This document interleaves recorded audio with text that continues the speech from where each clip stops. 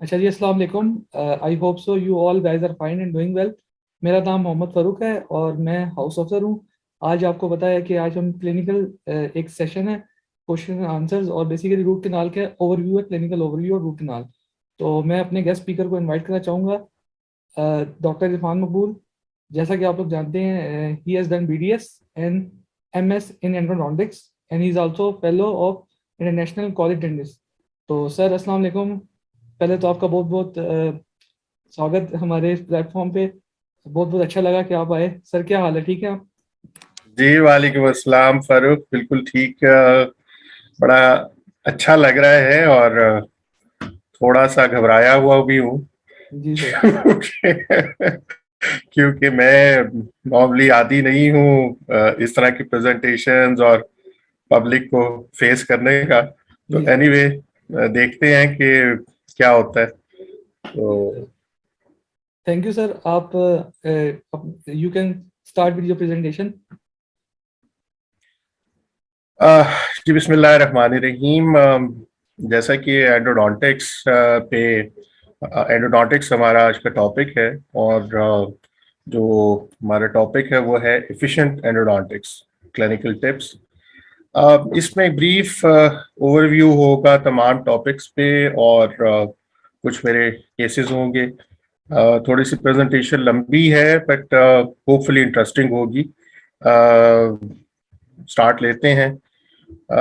जैसा कि अक्सर ये हम एक्सपीरियंस करते हैं, expert in everything was once a beginner.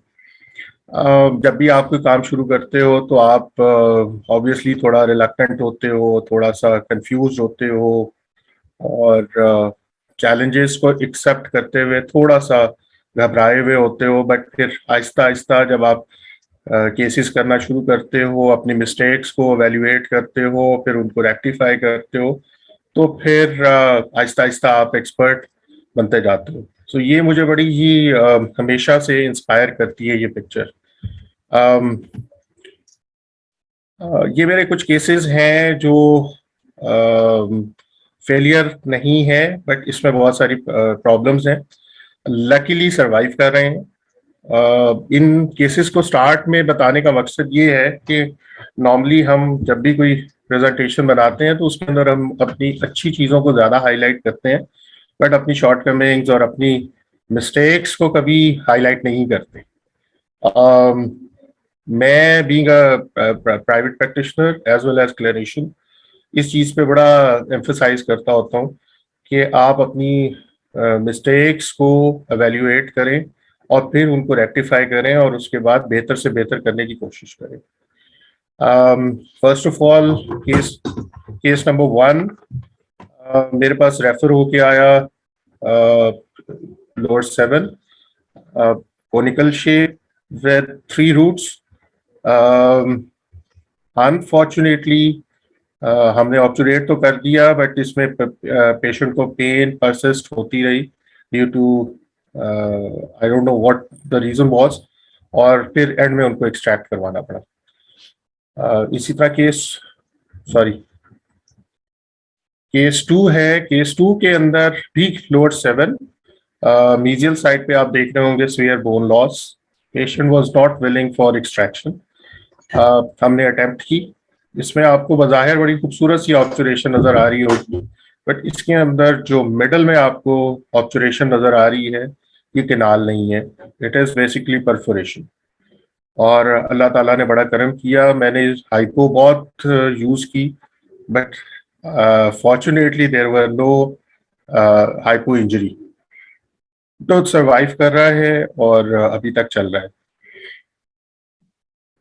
Case 3 referred by someone. इस केस के अंदर आजकल जो हम शॉर्ट डेंटिस्ट्री शॉर्ट एंडोडोंटिक्स देखते हैं, पल्पोटेक और ग्रैनुलोटेक का यूज बहुत ज्यादा हो रहा है हमारे यहाँ। इस केस के अंदर भी समथिंग पल्पोटेक या ग्रैनुलोटेक को यूज हुआ था। इसके अंदर मुझे मीजियो बकल कनाल नहीं मिली, बहुत ज्यादा कैल्सिफाइड थी और इसके अंदर मुझे नहीं मिल सकी। मैंने अल्लाह का नाम लेके इसको ऑब्चुरेट कर दिया। इसके अंदर जो थर्ड स्लाइड आपको केस 3 के नीचे नजर आ रही है, ये 6 मंथ्स फॉलोअप है और अल्हम्दुलिल्लाह लीजन जो है काफी हद तक सबसाइड हो गई है। इसी तरह केस नंबर 4, केस नंबर 4 जो है इसमें canine, lower canine with 2 roots, बड़े एंथुजियास्टिक होके मैंने इसको शुरू किया। अनफॉर्चुनेटली एक कनाल के अंदर फाइल ब्रेक हो गई और जब फाइल ब्रेक होती है तो बंदे का दिल टूट जाता है।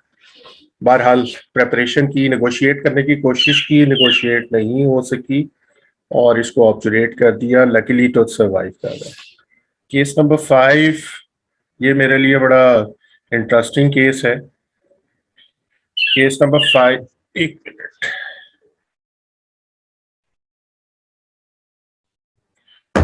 Case number 5, lower 5 with very long route. अच्छा, इसके अंदर मेरे साथ बड़ा ट्रिक हुआ। मैंने बड़ी कोशिश की कि मैं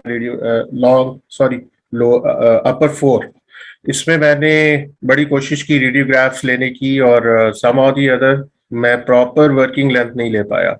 एपेक्स लोकेटर को मैंने यूज किया और एपेक्स लोकेटर से मुझे जो रीडिंग आई वो उसको मैंने उस पर ट्रस्ट किया। पेशेंट को गैग और स्वेयर इशू होता था गैग का, ऑब्चुरेट कर दिया। लकीली तो सर्वाइव कर रहा है। एनीवे, ये तो कुछ वो केसेस थे जो कि मेरी भी मिस्टेक्स हैं इनके अंदर।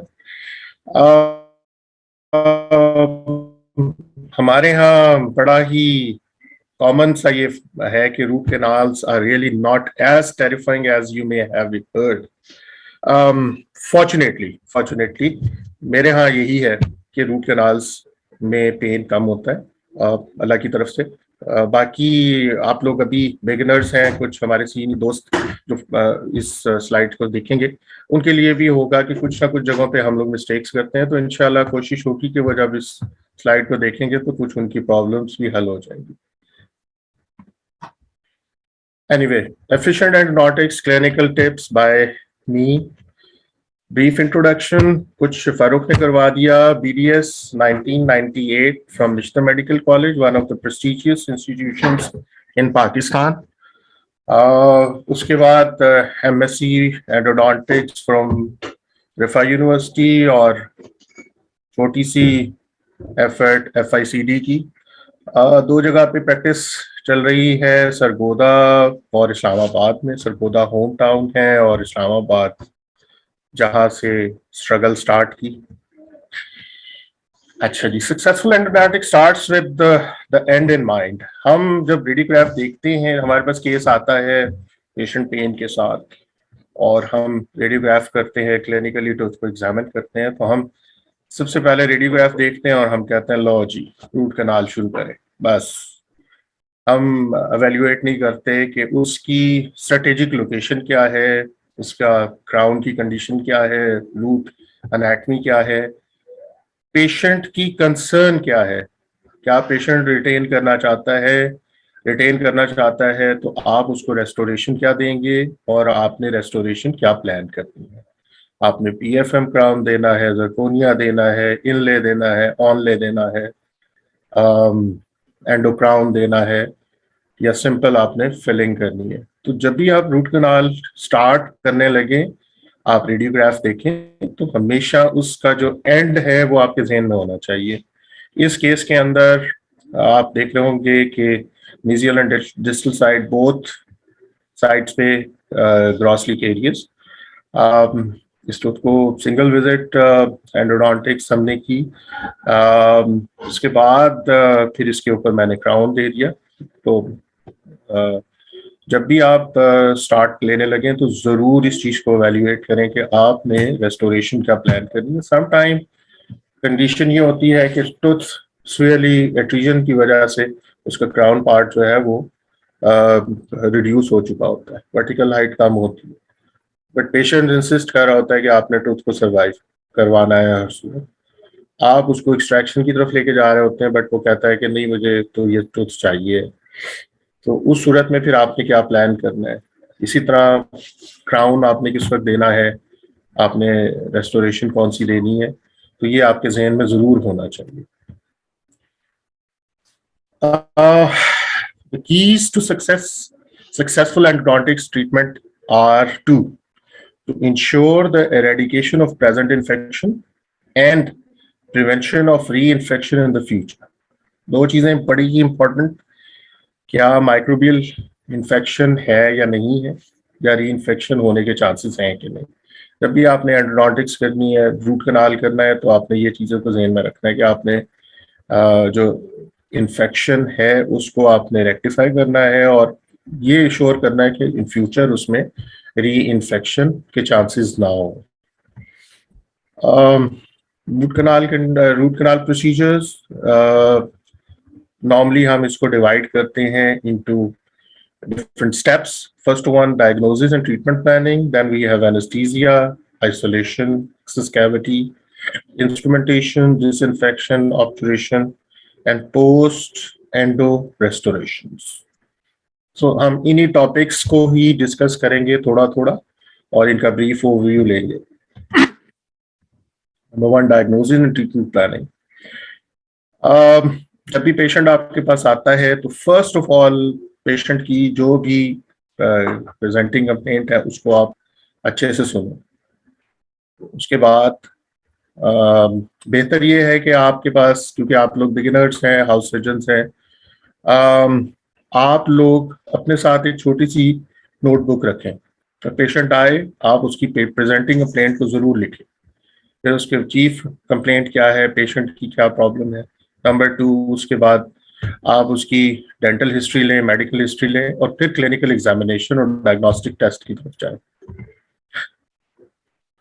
Simply, what is the patient chief complaint, when does the symptom starts, और ये की पॉइंट्स हैं जिनको हम नॉर्मली डेली लाइफ में जब एंडो स्टार्ट करने लगते हैं तो ये चीज़ें हम जेहन में हमारे होनी चाहिए कि पेशेंट को पेशेंट के सिम्टम्स क्या हैं, पेशेंट को क्रॉनिक पेन है या एक्यूट पेन है, कितने टाइम से हो रही है, पेन स्टार्ट कब होती है, क्या पेशेंट उस चीज को लोकेट कर सकता है कि कहाँ पे पेन हो रही है, या वो रेफर्ड पेन है या डिफ्यूज पेन है, कौन सा दांत पेन कर रहा है, दांत की कंडीशन कैसी है, केरीज है, रेस्टोरेशन है या कोई और रीजन है, फ्रैक्चर है, पेन की नेचर क्या है, उसका स्वेयर है, एक्यूट है, शार्प लेंसिनेटिंग है या डिफ्यूज डल पेन है, उसका ट्रिगर पॉइंट क्या है या आपको रिलीफ किससे मिलता है.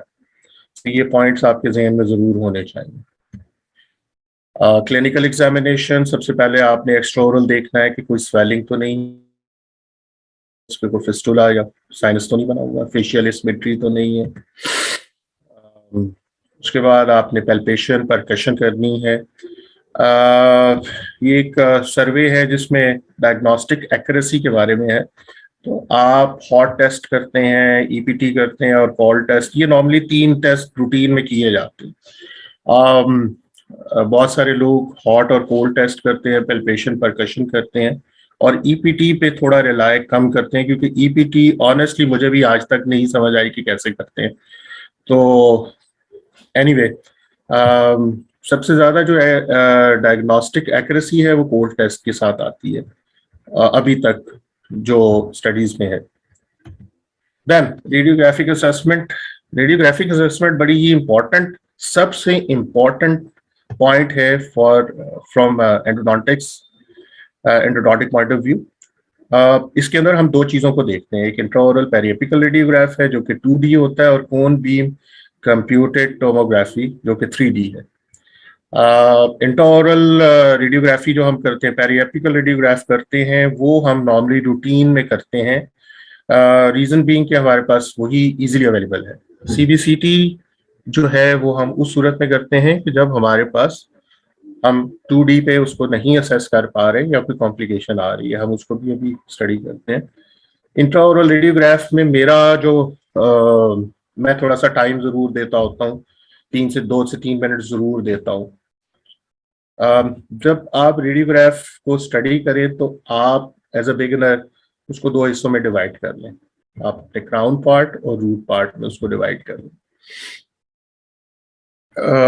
बहुत ज्यादा उसकी जो एक्सटेंसिव स्टडी है उसकी तरफ जाने की जरूरत नहीं है। आपके ये 4 पॉइंट्स आपको बड़े इंपॉर्टेंट होंगे।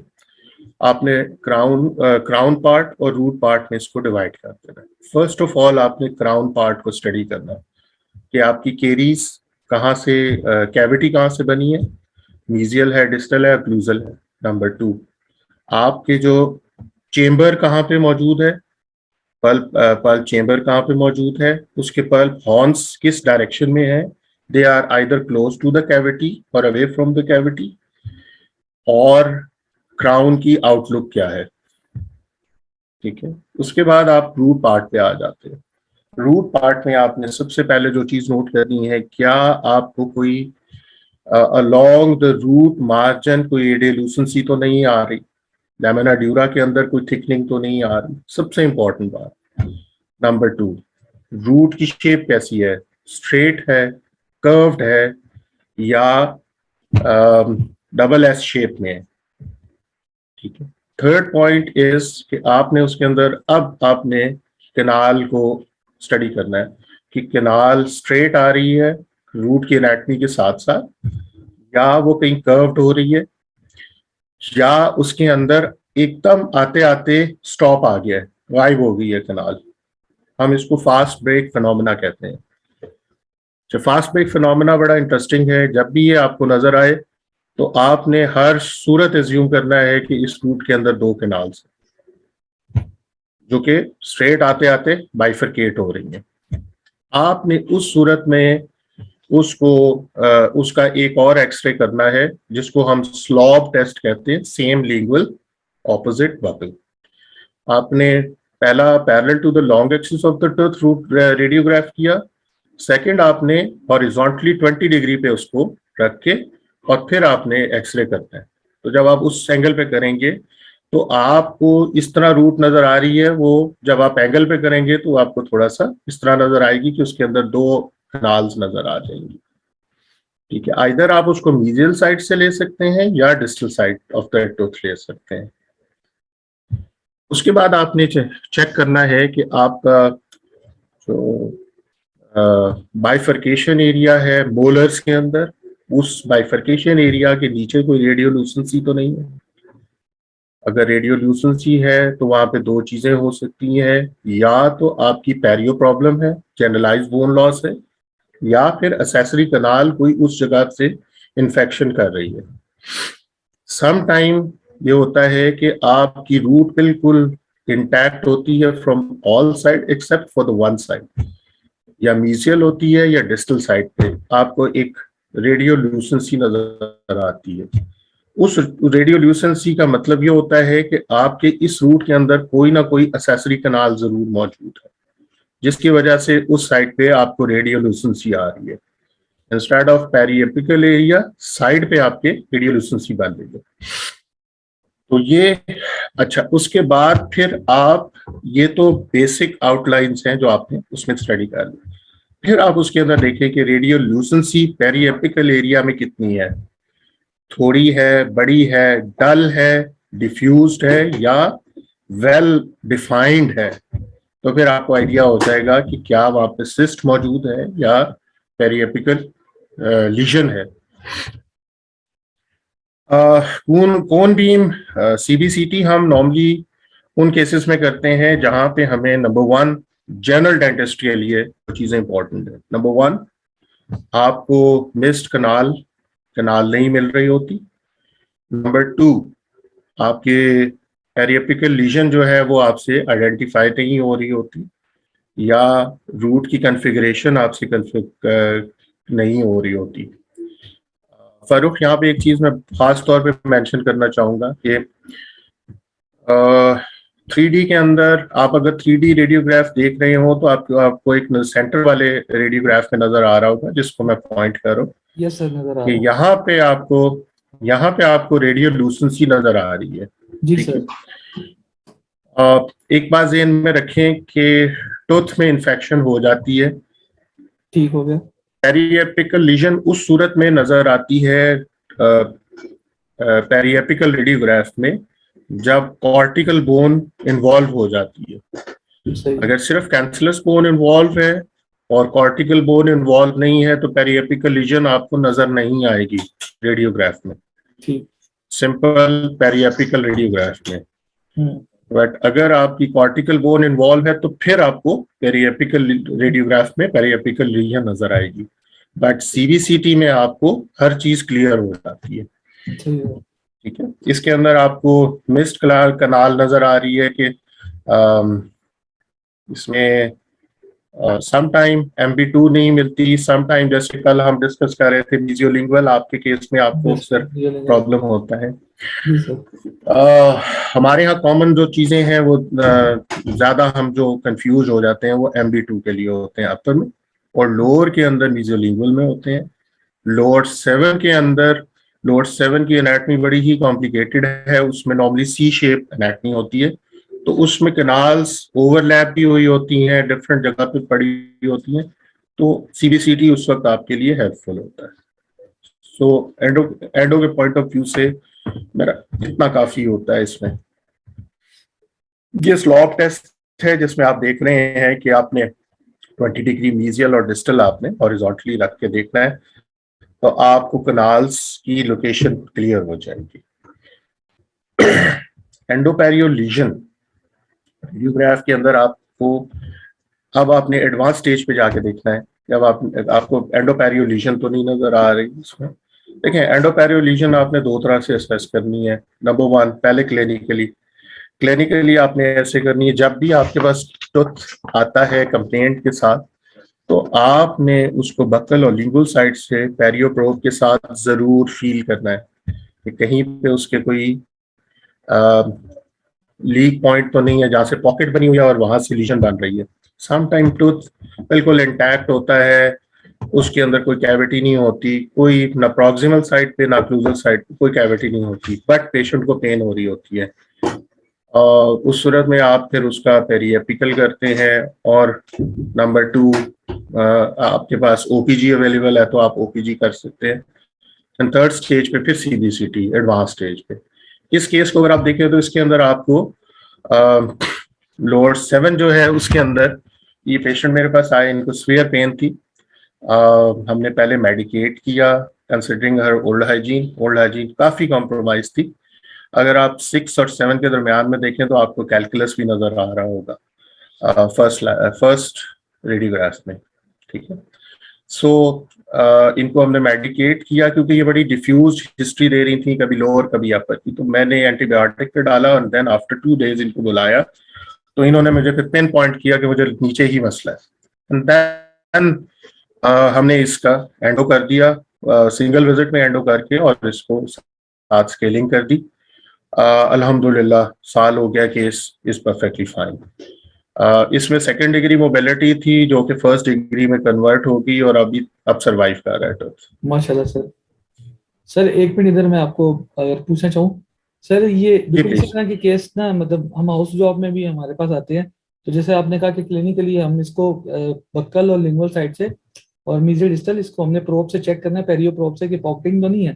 तो सर इसी तरह के सिमिलर, क्योंकि मेरी भी ओपीडी लगती है तो उसमें मैं देखता हूँ काफी पेशेंट होते हैं जिनकी बिल्कुल clinically there is no sign of any caries, but उनको दर्द होता है, और उनकी प्लेन भी इसी तरह, उनकी वर्बेटम अगर इस तरह होता है कि हमारे इस दान में ठंडा गर्म में महसूस होता है। ठीक है, तो मैं जब ये करके देखता हूँ तो मुझे कुछ मतलब अगर पॉकेट नजर आती है तो सर इसकी मैनेजमेंट वैसे मतलब हमारे लिए क्या होनी चाहिए, क्योंकि आपने जैसा बताया हम क्लिनिकली तो देख लेते हैं कि हमें पॉकेट नजर आ गई, और रेडियोग्राफिकली इस तरह हमें नजर आ गई कि इसमें क्या नाम है, बोन लॉस तो नहीं हुआ। ठीक है, और इसके अलावा हमें एक और चीज इसका इंडिकेटर इस तरह बता देता है कि वो पेशेंट को कंप्लेन इस तरह की होती है कि फूड इंफेक्शन यहाँ पे ज्यादा होती है। ठीक है सर, तो थोड़ा सा इसके मैनेजमेंट के हवाले से भी जरा सा बता दें कि मतलब अगर पेशेंट रूट कैनाल ना करवाना चाह रहा हो, और क्योंकि एंडोपेरियो लेन में फॉल करती है, तो पेरियो में इसका क्या मतलब, हम इसको किस तरह एडवाइस करेंगे? इसकी एक क्लासिफिकेशन है एंडोपेरियो लीजन्स की। इसमें primary endo lesion, primary endo and secondary perio lesion, then primary perio lesion, primary perio and secondary endo lesion, and fourth जो फिफ्थ है वो कंबाइंड लीजन होती है, ठीक है, जिसमें दोनों चीजें इन्वॉल्व होती हैं। सही है सर। देखें, अगर तो पेशेंट को डल एकिंग पेन है, ठीक है, और तो उसमें आप उसकी ओवरऑल एनालिसिस करें कि अगर उसके गम्स जनरली उसको जिंजिवाइटिस है या पेरिडोंटाइटिस है, तो आप उसमें उसकी पहली प्रिवेंटिव थेरेपी करें कि आप उसकी स्केलिंग करें, उसको एंटीबायोटिक कवर पे दें, माउथ वॉशेस पे और रिंजेस पे डालें। अगर उसकी पेन सबसाइड हो जाती है, इट मींस कि उसकी पेरियो लीजन थी इनिशियली, ठीक है। अगर फिर भी पेन परसिस्ट करती है तो फिर आप उसकी हर सूरत एंडो कर दें। इट मींस कि उसकी प्राइमरली पेरियोलिजन थी, और वो एडवांस होके एंडोलीजन में चली गई है, ठीक है। ठीक है सर। मेरा ख्याल है 10 मिनट रह गए हैं, अभी शायद टर्मिनेट हो जाए। जी सर। तो चले, एनीवे, प्रीमोलर प्रीमोलर एनाटमी, आप इसमें फर्स्ट रेडियोग्राफ देखें तो आपको नजर आएगा कि इसके अंदर दो कनाल्स हैं और वो आपस में नीचे एपिकल एरिया में जाके एक बन रही है, ठीक है। जब आप उसका डिफरेंट एंगल से करते हैं तो आपको आइडिया हो जाता है कि दोनों की सेपरेट पोर्टल ऑफ एग्जिट है। इस केस के अंदर देखें, आपको एक एक्सरे के अंदर आपको नीचे नजर लग रहा है कि दोनों इकट्ठी हो रही हैं, बट सिक्स्थ वन के अंदर आपको अलग अलग पोर्टल ऑफ एग्जिट लग रहा है। तो प्री मोलर मेरे नजदीक सबसे कॉम्प्लिकेटेड टूथ होता है एंडो करने के लिए। हर टूथ में मुझे हमेशा चैलेंज ही मिलता है इसमें। Brief overview 8 clinical tips for effective diagnosis. मेरा ख्याल है कि इसको रिपीट करने की जरूरत नहीं है, ये आप इसके अंदर सब चीजें मेंशन जो हमने ब्रीफ कर दी है वो है इसके अंदर, ठीक है। Painless endodontics, then clinical tips for painless endodontics. अब एनेस्थीसिया की तरफ आप आते हैं, क्योंकि सबसे कॉमन इशू है हमारे यहाँ। आप एनेस्थीसिया देते हैं, पेशेंट को पेन रिलीफ नहीं होती, आपके लिए सबसे मुश्किल काम होता है पेशेंट की पेन को रिलीव करना। तो उसके अंदर आपने मैक्सिला के अंदर जब भी कोई टूथ होगा तो आपने ऑब्वियसली इन्फिल्ट्रेट करना है बकल एंड लिंगुअल। मैंडिबल के अंदर पोस्टीरियर है तो उसमें आपने आईडी कैनाल को ब्लॉक करना है, देन इन्फिल्ट्रेट करना है। अच्छा, इसके अंदर मेरा जो तरीक़ेकार है वो ये है कि आप जब ब्लॉक दे देते हैं तो मैं थोड़ा सा वेट करता हूँ। वेट करने के बाद फिर मैं इन्फिल्ट्रेट करता हूँ। जब उसको हल्की सी टिंगलिंग सेंसेशन लिप पे और टंग पे आना शुरू होती है तो फिर मैं उसको इन्फिल्ट्रेट करता हूँ। और to be on safe side मैं इंट्रालिगामेंट्री भी ज़रूर दे देता हूँ। उसकी रीज़न ये है कि जितना पेशेंट पेन फ्री होगा आपके लिए एंडो करना उतना आसान हो जाएगा। अदरवाइज आप हिट एंड ट्रायल पे रहेंगे तो आपके लिए सबसे बड़ा प्रॉब्लम यही होगा कि पेशेंट भी इरिटेट हो जाता है, आप भी इरिटेट हो जाते हो। आप इरिटेट नहीं होते, फ्रस्ट्रेट हो जाते हो, क्योंकि आपने कुछ और अपने जहन में एम रखा होता है, पेशेंट पेन की वजह से तंग हो रहा होता है। समटाइम आप एक्सेस ओपनिंग करते हो और पल्प के जैसे जैसे करीब जाते हो तो पेशेंट को पेन होता है। नॉर्मली इंट्रालिगामेंट्री देने का मकसद यही होता है कि आप का जो पल्प है वो इन्फिल्ट्रेट हो जाए। देखें, जब आप आईडी कैनाल को ब्लॉक करते हैं तो आपका जनरली हाफ लिप और जो है वो नम हो जाता है, बट पल्पल एनेस्थीसिया इफेक्टिव होते होते 10 से 15 मिनट लगते हैं, समटाइम 20 मिनट्स लग जाते हैं। सो उस केस के अंदर नॉर्मली आप जब भी लोअर टूथ को हाथ डालें तो हमेशा उसको एनेस्थीसिया दे के छोड़ दें, उसको आफ्टर हाफ एन आवर शुरू कर दें, ठीक है। अभी आप बिगिनर हैं तो मैं इस पॉइंट ऑफ व्यू से ये बात कर रहा हूँ।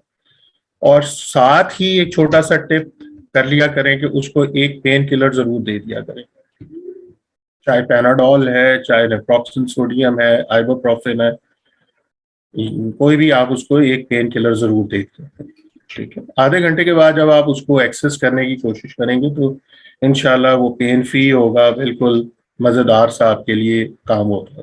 सर इधर मैं एक मिनट आपसे पूछूंगा, सर पेन किलर मतलब इंजेक्शन लेने के साथ देनी है या उससे पहले? मतलब और नहीं, पहले भी दे सकते हैं, पहले भी दे सकते हैं। समटाइम आपके पास पेशेंट आता है वो कहता है कि मैंने आज आपसे कंसल्टेशन करवाने आया हूँ, मैं आज आपसे ट्रीटमेंट करवाने नहीं आया, तो आप उसको मेडिकेट कर देते हैं। ऐसे ही है। नेक्स्ट डे जब आप उसको अपॉइंटमेंट पे बुलाते हैं तो उसको इंस्ट्रक्शंस दें कि half an hour before your appointment आप पेन किलर लेके आए।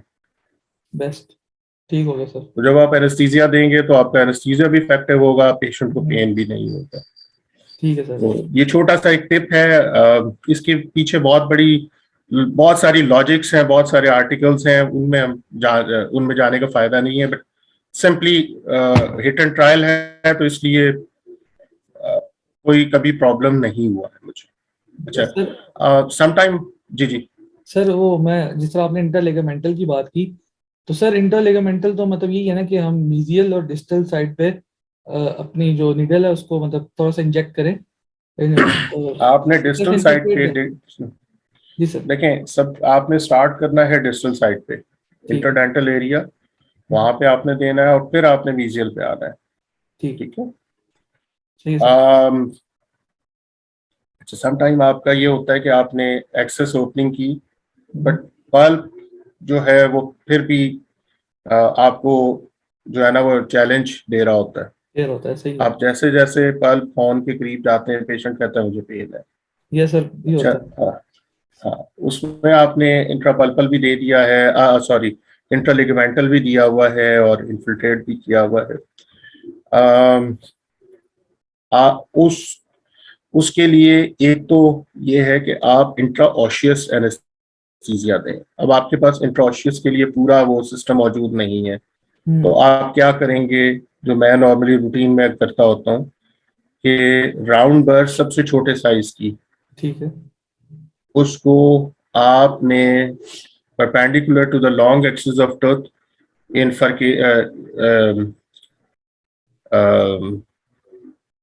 इन below between the throat. Roots, हाँ जी, फर्केशन एरिया में आपने उसका होल करना है। ठीक है। ठीक है, होल करेंगे। होल करने के बाद आप जब बोन को फील करेंगे तो कॉर्टिकल बोन आएगी, कॉर्टिकल बोन को कोशिश करें कि आप पियर्स कर लें। जब ठीक। आप कॉर्टिकल बोन को पियर्स कर लेंगे तो फिर आप उसके अंदर नीडल डाल के फोर्सफुली इंजेक्ट करेंगे, तो पल्पल एनेस्थीसिया इफेक्टिव हो जाएगा। ठीक हो गया सर। अच्छा, इसको अटेंड अगर करूँ। आप ये नहीं, हाँ, अगर आप ये नहीं करना चाहते, क्योंकि इसके लिए स्टैबिडेंट के नाम से आती है, पूरा एक इन्वेंट्री आती है और वो काफी कॉस्टली है, और नॉर्मली रूटीन में इस तरह हमें जरूरत ही नहीं पड़ता, इंट्राऑशियस कभी कभार जरूरत पड़ता है। सही सर। अच्छा, दूसरा दूसरा ऑप्शन ये है कि आपने इंट्रापल्पल देना है। इंट्रापल्पल ये है कि आप पानी बंद कर दें। ठीक है, some time air and water pressure की वजह से भी पेशेंट को ठंडा लग रहा होता है जब आप ड्रिल कर रहे होते हैं। जी सर। आप उसको पानी बंद कर दें। हम्म, पानी बंद करने के बाद आप कोशिश करें कि पेशेंट को बता दें कि थोड़ा सा आपको पेन होगा, मैंने बस सिर्फ पल्प को टच करना है। सही। और जैसे ही आप पल्प को टच करें, उसी वक्त आपने उसी होल में इंट्रापल्पल एनेस्थीसिया इंजेक्ट करना है। अच्छा, इंट्रापल्पल एनेस्थीसिया जब आप कर रहे होंगे, पेशेंट को पेन होगा, थोड़ा सा प्रेशर फील होगा, हम्म। तो वो इंडिकेट करता है कि आपका इंट्रापल्पल इफेक्टिव हो गया। सही। वो जैसे ही आप पेशेंट को थोड़ा सा प्रेशर फील होगा, आप उसी वक्त दोबारा से एक्सेस करेंगे तो फौरन आपके लिए एक्सेस करना इजी हो जाएगा। हम्म। ठीक है, तो ये